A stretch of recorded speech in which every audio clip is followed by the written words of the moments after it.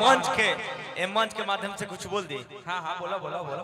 जहिया सच में अगर ई चाचा कहतिया उ हमरा के भैया कहेला, लेकिन अजीत हलचल के नाते कॉमन उ कहत तारा सारा बुझाते नहीं। पहले ई तो बात सुनी ना, ई पहले बात सुन ली।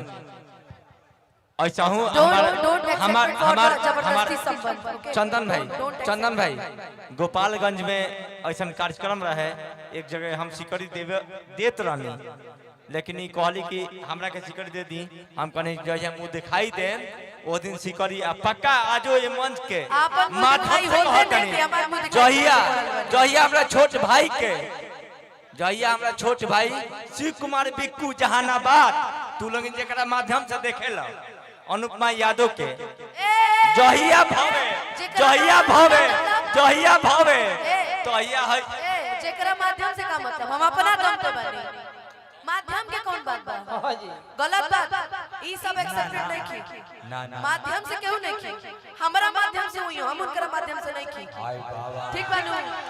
हेलो बाबू बाबू एक मिनट अजीत भैया कोई से बड़ जितना भी सुपरस्टार बने सबकर हम इज्जत करेला, चाहे पवन जी को खेसारी जी के चाहे केहू के हमरो कर दिया उनकर नाम लेब नु उ हमरा दम पे बाड़े, हम उनकर दम पे। हेलो सुनिए बाबू एक मिनट अजीत भैया। अरे भैया जब यहाँ है ये नहीं एक मिनट क्या देखिए कोई किसी के दम पर नहीं, सब अपने अपने दम पर है, जो भी है वो अपने दम पर है।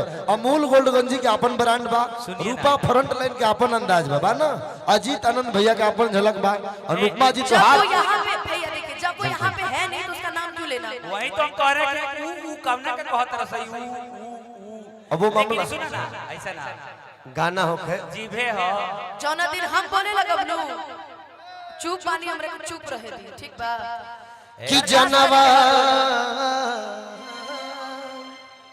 दिखाओ भैया एक हो अनुपमा बर्दाश्त करे के हद होला भैया। जौन गलती हम आज कइले नहीं कि ओई पे बार-बार हमरा के जब ताना मारल जाई हम बोले लगब नु कि मुंह देखाय लायक ना रहे। हेलो बिल्कुल आप बहुत उम्दी गायिका हैं, आपका एक अलग झलक है। मैं चाहता हूं एक बार अनुपमा बाबू के लिए ताली ठोक करके बजाइए और गीत संगीत हो, गीत का जवाब गीत से दे। अजीत आनंद भैया अपना गीत गाएंगे, उस गाने को आप जवाब देंगे, फिर चंदन भाई गाएंगे तो तिरंगोला होगा, मजा आएगा। तो संगीत मनोरंजन का विषय तो इतने भर कर रहे हैं स्टेज पर बिल्कुल